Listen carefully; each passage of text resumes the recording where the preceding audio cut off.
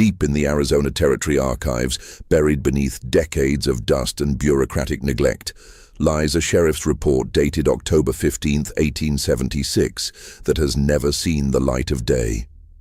The document describes the discovery of human remains in the root cellar of the abandoned Henley Ranch, 12 miles northeast of what would later become Phoenix. What makes this case particularly disturbing isn't just the brutality of the murder, but what the investigating deputy wrote in his personal notes. The family ate him. They didn't know, but they ate him. For nearly 150 years, the descendants of those who knew the truth have kept this story buried, fearing the shame it would bring to their lineage. Before we continue with the story of Martha Henley and the most shocking family dinner in Arizona Territory history, I need you to do something for me.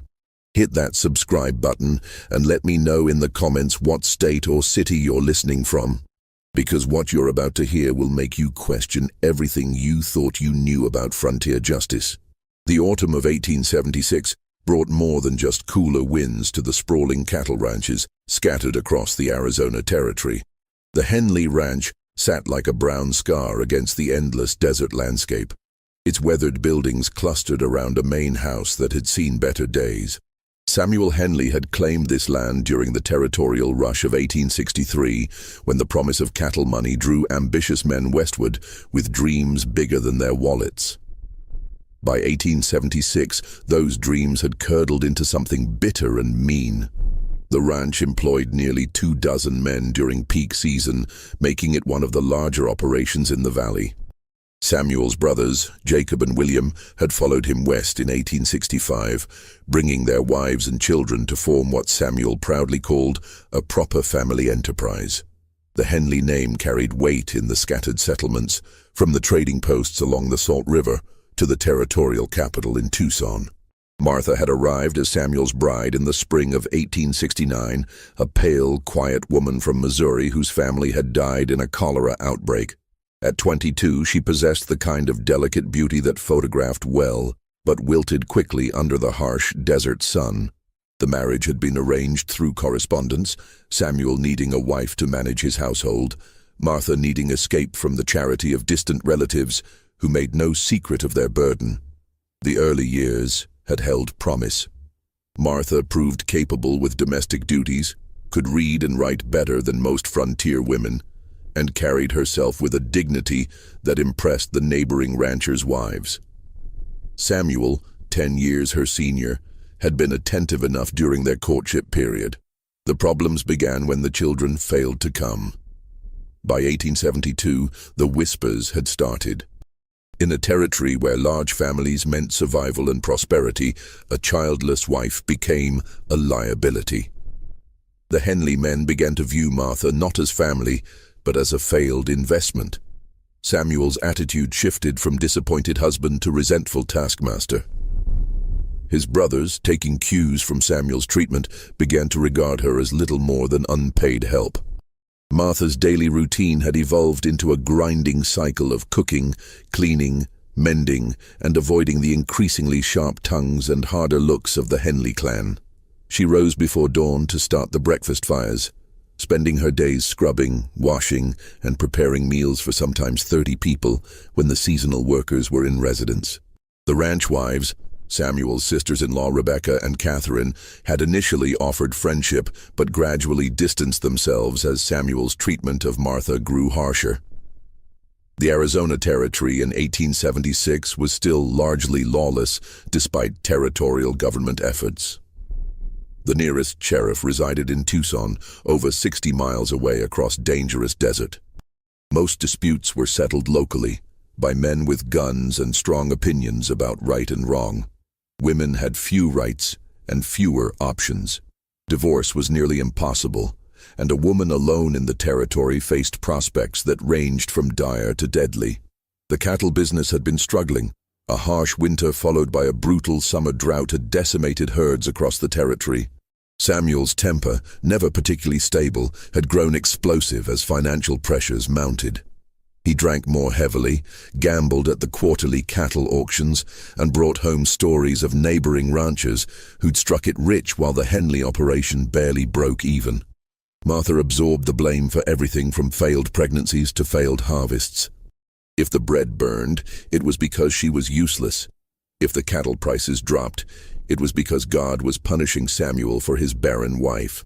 The brothers echoed these sentiments, creating an atmosphere of constant criticism and casual cruelty that wore Martha down like water on stone. The territory's isolation compounded every problem. Mail came sporadically, visitors were rare, and the closest neighbors lived 8 miles away. Martha had no confidants, no allies, no escape routes. She existed in a bubble of masculine hostility, her world narrowed to the ranch buildings and the endless cycle of thankless labor. As 1876 progressed, Samuel's violence had escalated beyond mere verbal abuse. What had begun as rough handling during arguments had progressed to outright beatings. Martha learned to read the signs. The set of his shoulders when he'd been drinking, the particular way he looked at her when the ranch accounts weren't balancing, the dangerous silence that preceded his worst rages. The night of October 3rd, 1876, began like many others that autumn, with Samuel returning from the saloon in nearby Wickenburg, carrying the familiar combination of alcohol fumes and barely contained rage. The quarterly cattle auction had been a disaster. Prices were down nearly 40% from the previous year, and Samuel had watched neighboring ranchers celebrate deals, while his own stock attracted only lowball offers from opportunistic buyers. Martha was in the kitchen, cleaning the last of the supper dishes by lamplight, when she heard the heavy footsteps on the porch. She didn't look up as Samuel entered, focusing instead on the tin plate in her hands. Experience had taught her that direct eye contact during his drinking moods only provided an excuse for confrontation. "Worthless," Samuel muttered, his voice thick with whiskey and disappointment. "Absolutely worthless." Martha continued washing, her movements careful and quiet. Sometimes ignoring his initial provocations allowed the mood to pass. Sometimes, "You hear me talking to you?" Samuel's voice rose, taking on the dangerous edge she'd learned to fear. "I hear you, Samuel," Martha replied quietly, still not turning around. "Look at me when I'm talking to you." Martha set down the plate and turned slowly. Samuel stood swaying slightly in the doorway, his face flushed with drink and anger. Behind him, she could see Jacob and William settling onto the porch with their own bottles, their wives having taken the children to bed hours earlier. 12 years, Samuel said, his words coming out in a slurred growl. 12 years I've kept you fed and housed. 12 years of nothing. No children. No luck. Nothing but a useless woman eating my food and wearing my clothes. Martha said nothing. She'd learned that responses only fueled his anger. The Henderson's wife, she's got 6 children. 6. The youngest, not even 2 years old. Mrs. Patterson, she's carrying her 8th. Samuel took a step closer, and Martha could smell the whiskey on his breath, mixed with the tobacco and sweat that always clung to his clothes. But my wife gives me nothing but empty rooms and empty hopes. "Samuel, please," Martha whispered. "The men can hear." "Let them hear," Samuel roared, his hand suddenly striking out to grab Martha's wrist. Let them all hear about Samuel Henley's worthless wife. His grip was iron tight, and Martha gasped as his fingers dug into her flesh. Through the open door she could see Jacob and William watching with the casual interest of men observing a familiar show. "You cost me money, you know that?" Samuel's voice dropped to a hiss. "No children means no extra hands, no sons to help with the ranch, no daughters to marry off for alliances. You're worse than useless, you're expensive useless." Martha tried to pull away, but Samuel's grip only tightened. "Samuel, you're hurting me." "Hurting you?" Samuel laughed, a sound like broken glass. "Lady, you don't know what hurt is, but maybe it's time you learned." The first blow caught Martha across the face with such force that she stumbled backward, her hips striking the edge of the kitchen table. The sharp corner sent a spike of pain through her side, but before she could recover, Samuel was on her again. "This is for 12 years of disappointment," he snarled, his fist connecting with her ribs. "This is for making me look like a fool in front of every rancher in the territory." Martha tried to shield herself with her arms, but Samuel was a big man made strong by years of ranch work. Each blow landed with devastating force, driving the air from her lungs and sending waves of agony through her body. "Samuel, stop," she gasped, tasting blood in her mouth. "Stop." Samuel grabbed her by the hair, yanking her head back to look into his face. His eyes held a wild gleam that terrified her more than the physical pain. "I should have stopped 12 years ago. Should have left you in Missouri to rot with the rest of your worthless family." He released her hair only to backhand her across the mouth, the force of the blow splitting her lip and sending her sprawling to the floor. Martha lay there gasping, her vision blurred by tears and pain, dimly aware of laughter from the porch. "Look at her, boys," Samuel called out to his brothers. "Look at the great Martha Henley now." Through the doorway, Martha could see Jacob and William watching with amusement. Jacob raised his bottle in a mock toast. "Maybe now she'll learn her place, Sam. About time someone put her in it," William added, his laughter echoing in the desert night. Samuel looked down at Martha with disgust. "Get up," he ordered. Martha tried to rise, her movements slow and painful. Her ribs screamed with each breath, and she could feel blood trickling from her split lip. But she managed to get to her knees, then shakily to her feet. "That's better," Samuel said with satisfaction. "Now maybe you'll remember what happens when you disappoint me." But as Martha stood there, swaying and bleeding, something inside her shifted. The fear was still there, but underneath it, like a coal buried in ash, burned something else. Something that had been growing through 12 years of humiliation and abuse, fed by every cruel word and casual blow. Samuel turned away, apparently satisfied with the evening's work. He headed toward the door, probably planning to rejoin his brothers for more drinking and more stories about his useless wife. He never saw Martha's hand close around the handle of the carving knife that lay on the kitchen table. The blade was 8 inches of carbon steel, kept sharp for Sunday roasts and holiday preparations. It had carved countless meals for the Henley family, had been Martha's constant companion through years of domestic service. Now it felt different in her grip, not like a tool, but like an answer. "Samuel," Martha called softly. He turned, probably expecting another apology or plea. Instead, he found himself face to face with a woman he no longer recognized. Martha's swollen face was set in an expression of terrible calm, and the knife in her hand caught the lamplight like a promise. "Martha, what the hell?" Samuel began, but the words died in his throat as he finally understood what he was seeing. The moment stretched between them like a held breath. Samuel's alcohol-dulled reflexes fought to process the transformation before him.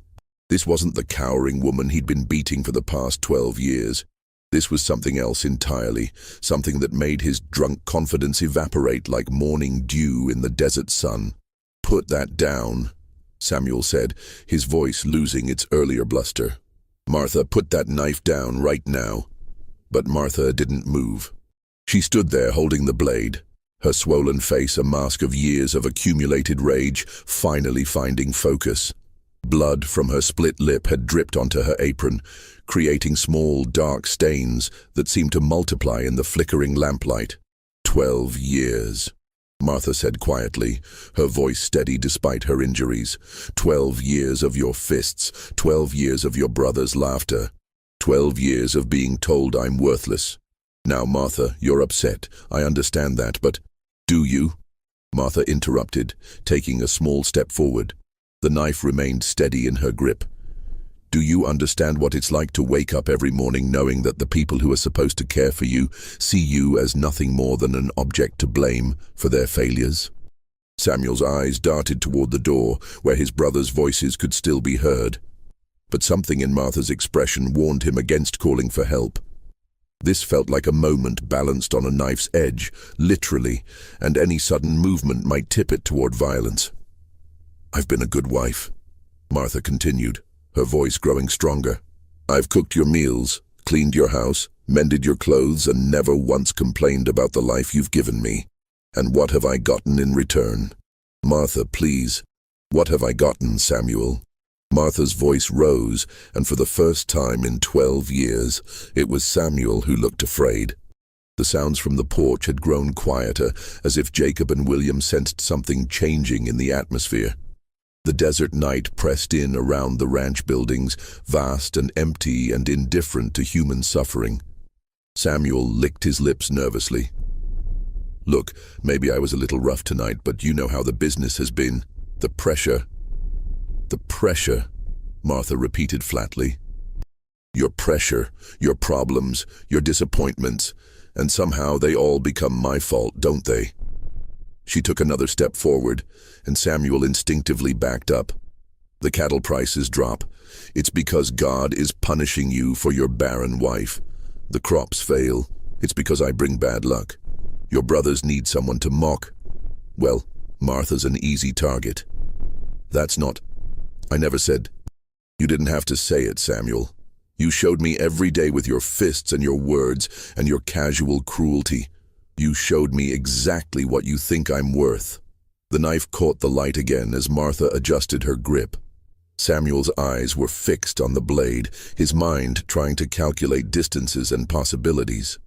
But years of drinking had slowed his reflexes, and Martha was closer than was comfortable. "What do you want?" Samuel asked, his voice barely above a whisper. Martha smiled then, and it was the most terrifying expression Samuel had ever seen. It was the smile of someone who had finally found clarity after years of confusion, purpose after years of aimless suffering.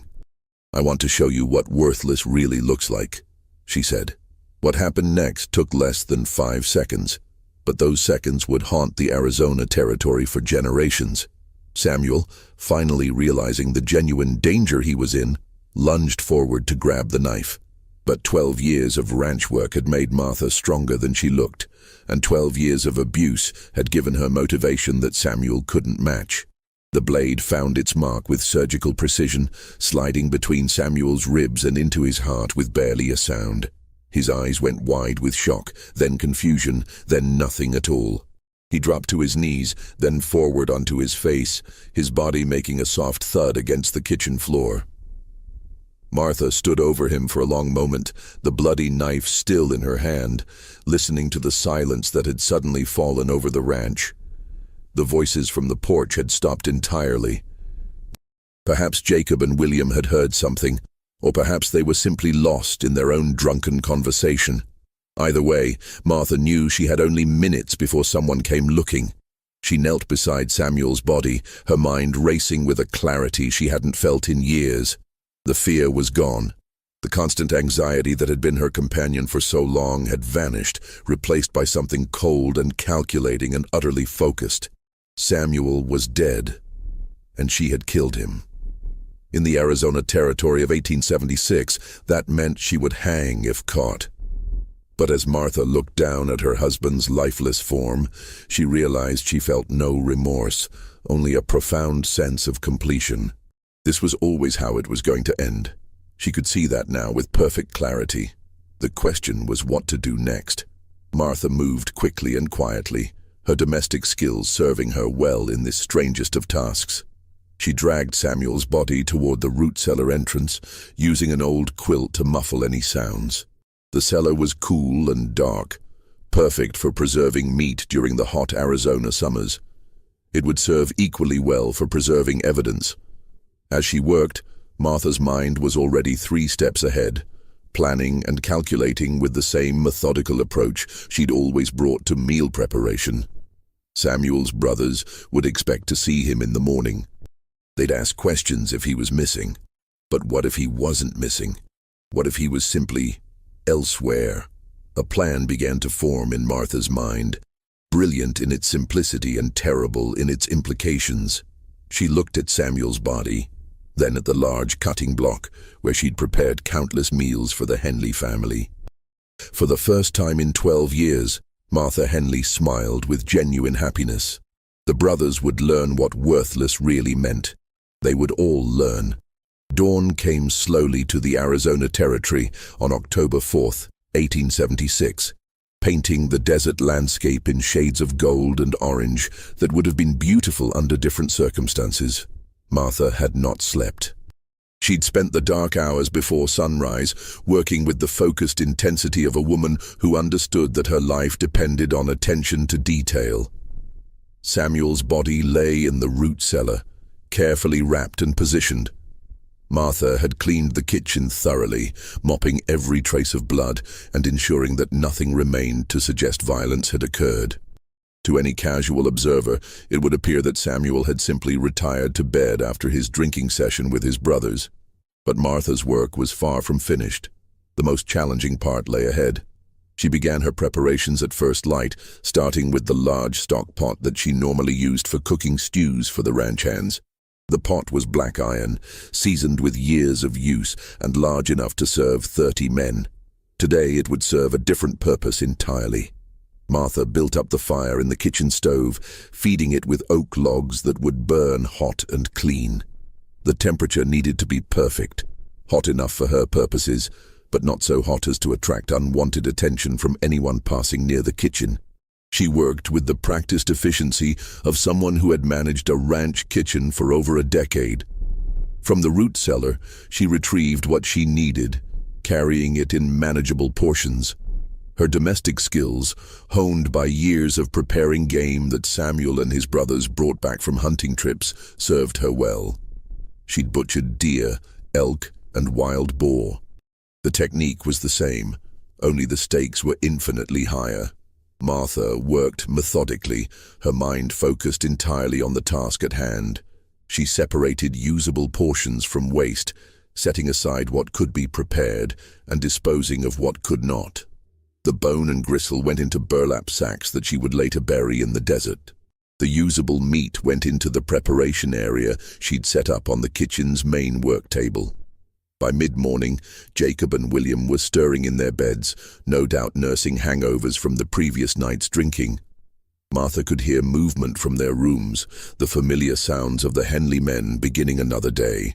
Soon they would be looking for breakfast, and they would ask about Samuel. Martha was ready for them.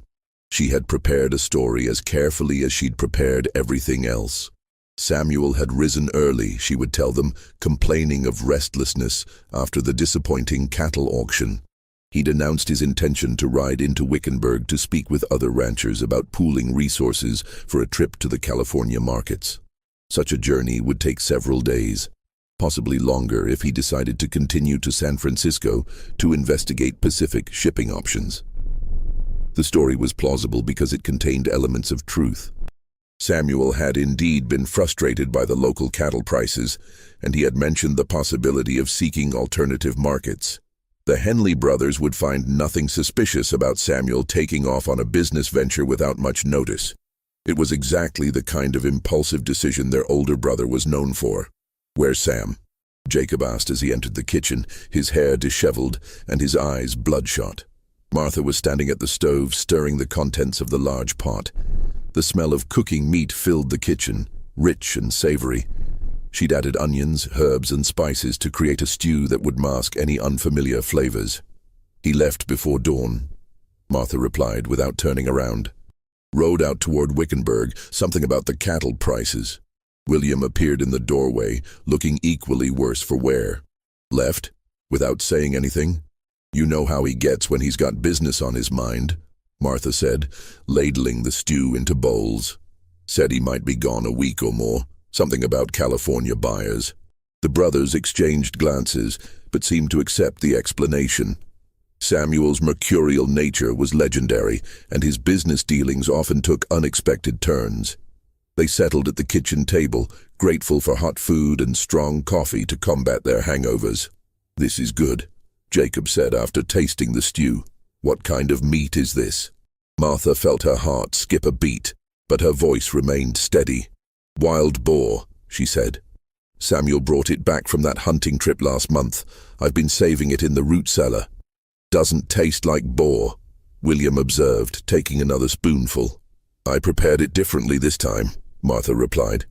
"Used some new spices I got from that traveling merchant. Thought it might improve the flavor." The brothers seemed satisfied with this explanation and continued eating. Martha busied herself with cleaning. fighting to keep her hands steady as she watched Samuel's brothers consume their morning meal with obvious enjoyment. "Sam say when he'd be back?" Jacob asked. He wasn't sure. Depends on what he finds in California. Could be 2 weeks, could be longer. This news didn't seem to trouble the brothers particularly. Samuel often left them to manage ranch operations while he pursued various business schemes. They were accustomed to his absences and capable of handling the day-to-day work without supervision. Martha served them second helpings, ensuring they ate their fill before clearing the table. She disposed of the leftover stew by claiming she would save it for the evening meal, but in reality, she buried it deep in the desert where scavengers would make quick work of any evidence. Over the following days, Martha maintained the fiction of Samuel's absence with careful attention to detail. She intercepted the mail, claiming that Samuel had instructed her to handle correspondence while he was away. She deflected questions from neighboring ranchers by explaining that Samuel was exploring new business opportunities in California. The deception was made easier by Samuel's own reputation for impulsive business ventures and extended absences. The Arizona Territory in 1876 was a place where men often disappeared for weeks at a time, chasing opportunities or avoiding debts. Samuel's absence, while notable, was not unprecedented. But Martha knew that the deception could not last indefinitely. Eventually, people would begin asking harder questions. Eventually, someone would want to verify Samuel's whereabouts or would expect him to return from his mysterious California venture. Martha used this time to plan her escape. She began gathering supplies for a long journey, taking small amounts each day to avoid suspicion. She studied Samuel's maps of the territory, identifying routes that would take her away from populated areas and toward the Mexican border. The irony was not lost on her. For 12 years, she had been trapped on the Henley Ranch, isolated and powerless. Now, having committed the ultimate act of rebellion, she was finally free to leave. The question was whether she would be able to get far enough away before someone discovered the truth. Meanwhile, Jacob and William continued to manage the ranch operations, apparently unconcerned by their brother's absence. They seemed, if anything, relieved to be free of Samuel's volatile temper and constant criticism. The ranch ran more smoothly without his unpredictable interference. Martha watched them work, these men who had tormented her for so many years, and felt a cold satisfaction. They had no idea that they were living in a house where their brother had died violently. They had no idea that they had consumed his flesh with apparent enjoyment. They had no idea that the meek, worthless woman they had abused for over a decade was capable of such calculated revenge.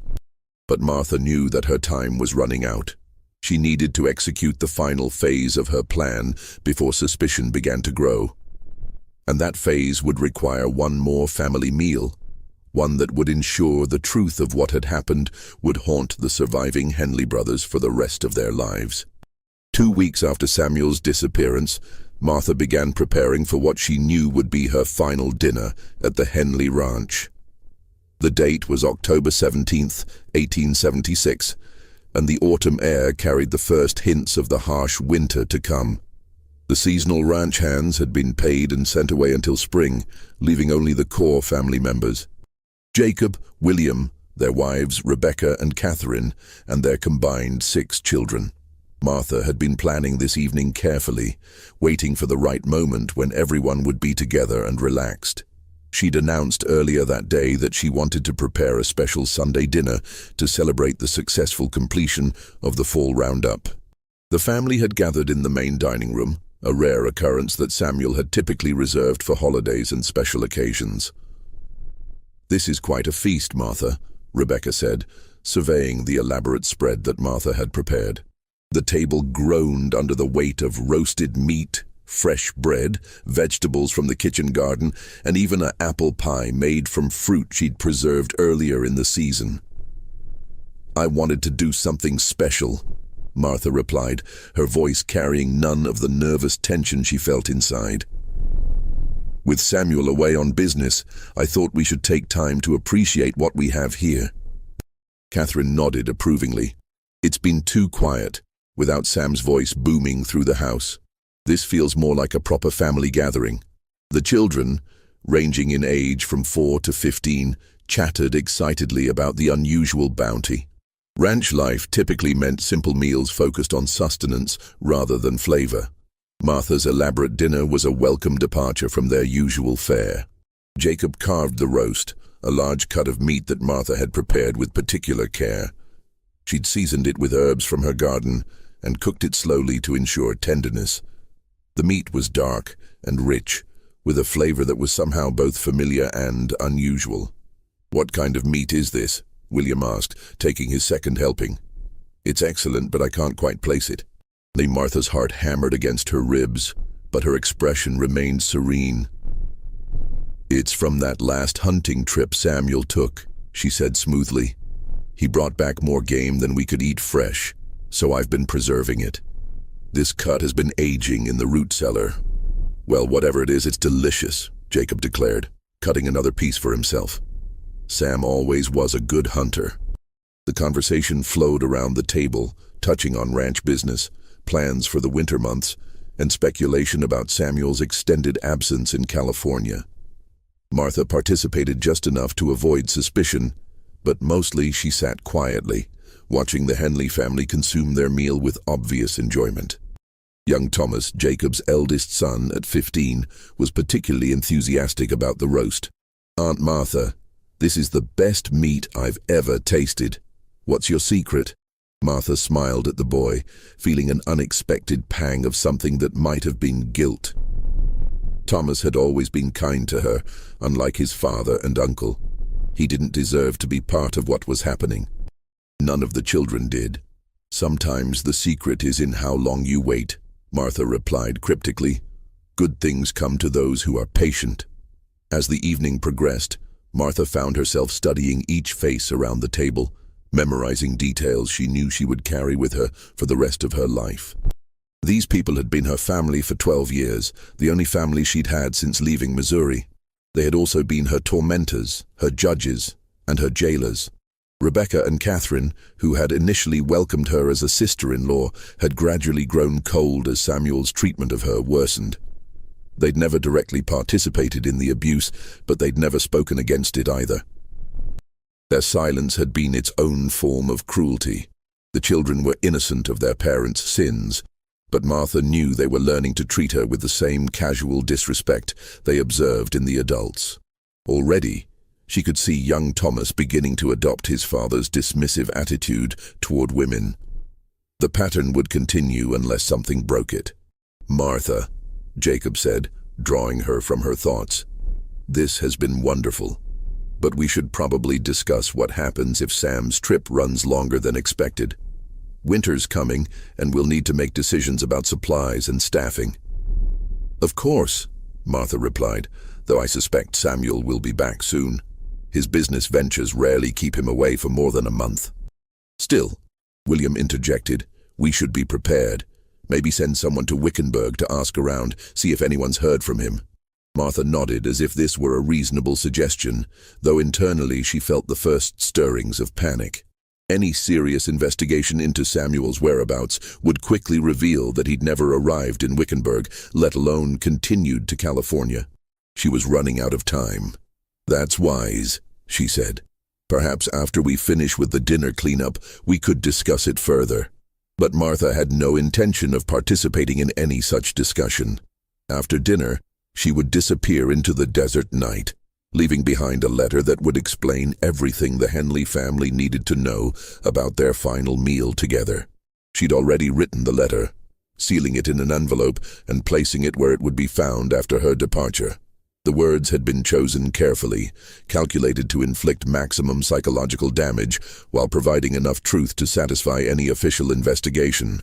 As the family continued their meal, laughing and talking around the table, Martha excused herself periodically to check on the kitchen. During these brief absences, she gathered the supplies she'd hidden for her escape: water, dried food, warm clothing, and what little money she'd been able to save over the years. Her horse was saddled and waiting in a grove of mesquite trees a half-mile from the ranch house. She'd moved her supplies there earlier in the day, piece by piece, ensuring that everything was ready for a quick departure. "Martha, you've outdone yourself," Catherine called from the dining room. "This meal is absolutely wonderful. The children are already asking if you'll make it again." "I'm so glad you're enjoying it," Martha called back, securing her traveling pack and checking the contents one final time. Everything was there. Food, water, clothes, money, and the small pistol she'd taken from Samuel's gun cabinet. The weapon was loaded and ready, though she hoped she wouldn't need to use it.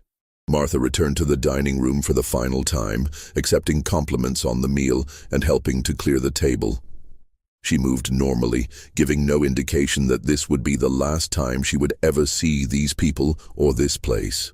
"Well," Jacob said, patting his stomach contentedly, "that was certainly worth celebrating. What do you think, everyone? Should we make this a monthly tradition?" The family murmured agreement, already making plans for future gatherings. Martha smiled and nodded, playing her role perfectly, while her mind focused on the journey ahead. Just when we thought we'd seen it all, the horror in the Henley Ranch intensifies. If this story is giving you chills, share this video with a friend who loves dark mysteries. Hit that like button to support our content, and don't forget to subscribe to never miss stories like this. Let's discover together what happens next in this tale of frontier justice gone terribly wrong. As the family settled into the parlor for after-dinner conversation, Martha quietly slipped away to her room. She changed into her traveling clothes, dark, practical garments suitable for a long desert journey. She pinned her hair back tightly and secured her few precious possessions in the hidden pockets she'd sewn into her coat. The envelope containing her confession lay on the kitchen table, propped against the coffee tin, where someone would be sure to find it in the morning. Martha had written it in her careful script, explaining everything from Samuel's years of abuse to the exact contents of tonight's dinner. The surviving family members would know exactly what they had consumed and why. Martha took one last look around the kitchen where she'd spent so much of her life. 12 years of meals prepared at this stove, 12 years of dishes washed at this sink, 12 years of dreams slowly dying in this room. Now it would become the center of a nightmare that would haunt the Henley family forever. She could hear voices from the parlor, relaxed and happy after the excellent dinner. They had no idea that their world was about to change forever. They had no idea that the woman they dismissed as worthless had just served them the most memorable meal of their lives. Martha slipped out the kitchen door and into the desert night, walking quickly toward the grove where her horse waited. Behind her, the Henley Ranch glowed with warm lamplight, looking peaceful and prosperous in the darkness. Soon it would become a place of horror and shame, a name whispered in fearful tones throughout the Arizona Territory. As she mounted her horse and turned toward the Mexican border, Martha allowed herself one moment of satisfaction. She had finally shown the Henley family what worthless really looked like. She had finally made them understand the true cost of their cruelty. The desert stretched endlessly before her, vast and unforgiving, but offering the one thing she'd been denied for 12 years: freedom. Martha rode hard through the night, putting as much distance as possible between herself and the ranch before dawn would bring discovery of her disappearance. The desert landscape stretched endlessly in all directions, bathed in silver moonlight that cast strange shadows among the saguaro cacti and rocky outcroppings. Her horse was strong and sure-footed, having been chosen specifically for this moment months ago. By sunrise on October 18th, she was nearly 20 miles south of the ranch, following old Indian trails that would be difficult for pursuers to track. Martha had studied these routes carefully, knowing that her survival depended on reaching the Mexican border before anyone discovered what she had done. Back at the ranch, the day began normally enough. Jacob and William rose with the sun, as was their custom, expecting to find breakfast waiting in the kitchen. Instead, they found an empty stove and no sign of Martha. "Martha," Jacob called, his voice echoing through the silent house. "Where's breakfast?" There was no response.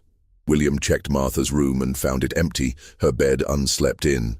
Her traveling clothes were missing from the wardrobe, along with her few personal possessions. "She's gone," William announced, returning to the kitchen with a grim expression. Took her things and left sometime during the night. Jacob scratched his head, more puzzled than concerned. That's strange. Where would she go? She's got no family, no money to speak of. Maybe she finally got tired of waiting for Sam to come back, William suggested. Women get notions sometimes, especially when they're left alone too long. It was Rebecca who found the letter.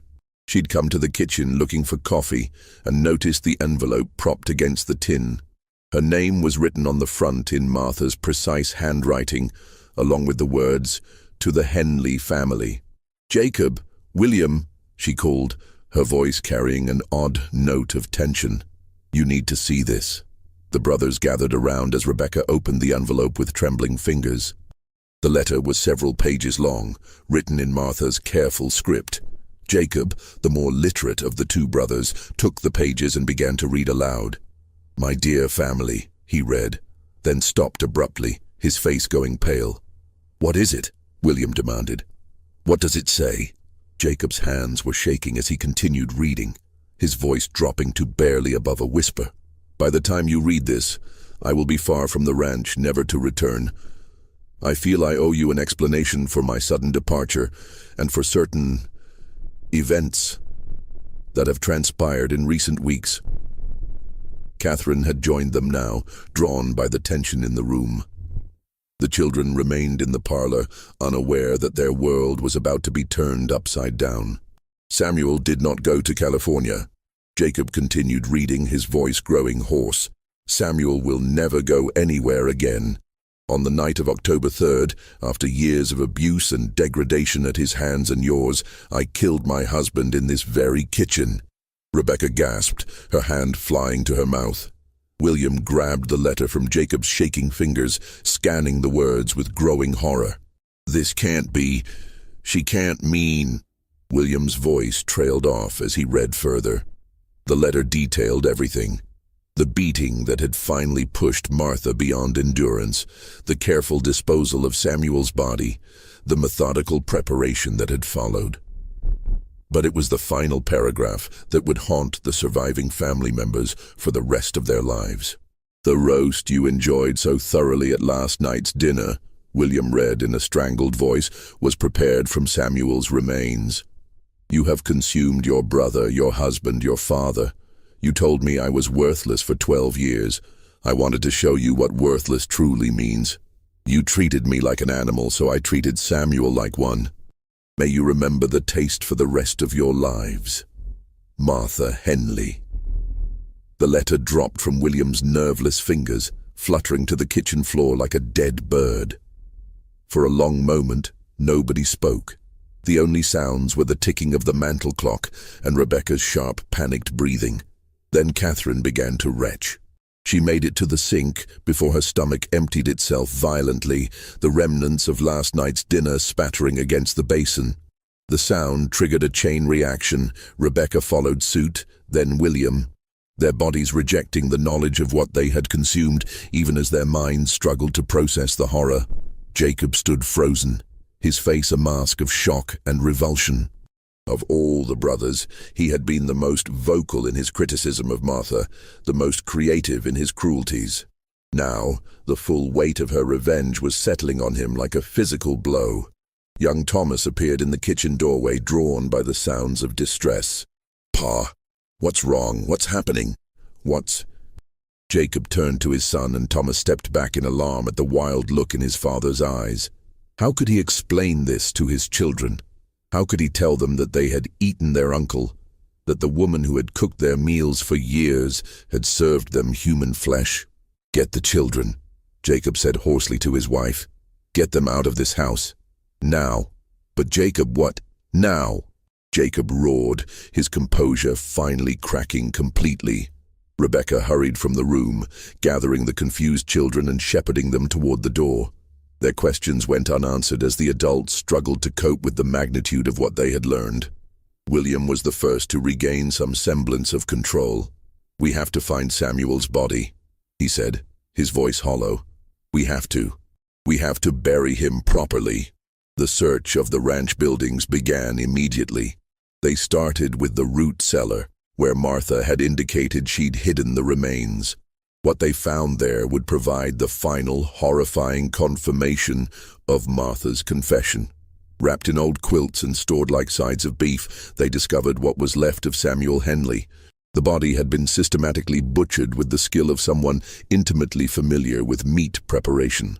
The missing portions corresponded exactly with what the family had consumed over the previous 2 weeks. Jacob vomited again at the sight, his body convulsing with a combination of physical revulsion and psychological trauma. William fared little better, tears streaming down his face as he looked at his brother's remains. "Dear God," William whispered. "What kind of monster was she?"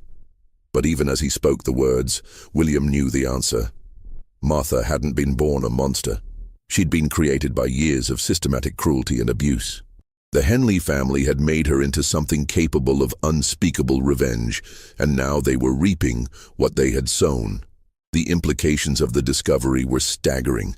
They would have to contact the territorial authorities, report Samuel's murder, and explain how his killer had escaped into the desert. But more immediately, they faced the psychological devastation of knowing what they had done. The children would have to be told something, though perhaps not the full truth. The neighbors would ask questions that would be impossible to answer honestly. The Henley name, once respected throughout the territory, would become associated with horror and shame. But perhaps most crushing of all was the knowledge that Martha's revenge was perfect in its completeness. She had not simply killed Samuel. She had forced his family to participate unwittingly in the desecration of his body. She had made them accomplices in their own degradation. As the sun climbed higher in the Arizona sky, the full scope of Martha's vengeance became clear. She had not just murdered her abusive husband, she had destroyed the entire Henley legacy with surgical precision. The family would never recover from this blow, never escape the knowledge of what they had consumed in their moment of familial celebration. Meanwhile, somewhere in the vast desert, Martha Henley rode toward freedom with the satisfaction of a job completed perfectly. She had shown them what worthless really meant, and they would carry that knowledge with them to their graves. The official investigation into Samuel Henley's disappearance began 3 days later, when Jacob finally worked up the courage to ride to Wickenburg and contact the territorial marshal. Deputy Marshal Harrison Clark was a weathered man in his 50s who had seen enough frontier violence to be surprised by very little, but even he was shaken by what he found at the Henley Ranch. Clark's official report, filed on October 23, 1876, provides the only surviving legal documentation of the case. The deputy wrote in careful professional language about discovering human remains in the ranch's root cellar, evidence of systematic butchering, and a written confession from the suspected perpetrator. What he did not include in his official report was his personal observation that the surviving family members appeared to be suffering from severe psychological trauma beyond what would be expected from simply discovering a murder. "They can't eat," Clark wrote in a private letter to his wife. "Any of them. They've lost weight something terrible in just the few days since it happened. The women can barely speak, and the men jump at shadows. It's like they've seen something that broke their minds." The manhunt for Martha Henley was extensive, but ultimately futile. Tracking parties followed her trail for nearly 100 miles south before losing it in the rocky terrain near the Mexican border. The consensus among the searchers was that Martha had either died in the desert or successfully crossed into Mexico, where territorial law could not reach her. Local newspapers covered the story with varying degrees of sensationalism. The Arizona Weekly Miner ran a headline reading, "Rancher's wife murders husband, flees to Mexico," but provided few details about the specific nature of Martha's revenge.